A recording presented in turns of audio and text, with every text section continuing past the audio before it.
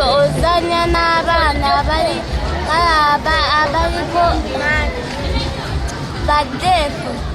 Mbejja Zaituni yazaalibwa ng'omwana omulala yenna era yali mulamu bulungi ng'atambula, ng'asoma era ng'asanyusa bonna. Ekyennaku bwe yaweza emyaka 6 yalumbibwa obulwadde obw'okugongobala obwamuviirako okugongobala omubiri gwonna.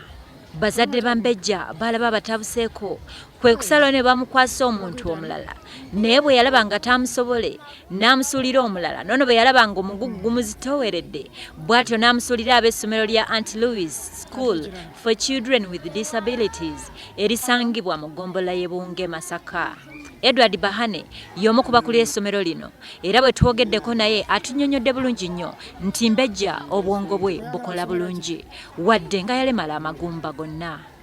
Obwongo bwe butegerera ddala wabula buzibu tusanga amagumba gonna gakanyala akozesa mukono ogumu gwokka omukono gwalyo.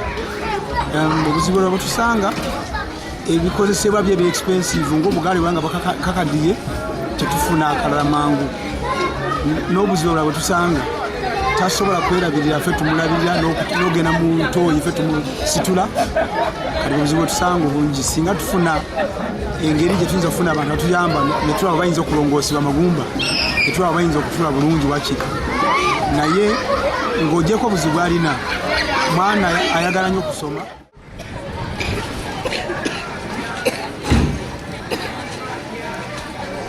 Agamba nti Mbejja mukozi mulungi era y'omu kubakulira banne mu ssomero gy'asomera gye yakamala kati emyaka 6 mirambirira nga mu kiseera kino aweza emyaka 19 egy'obukulu.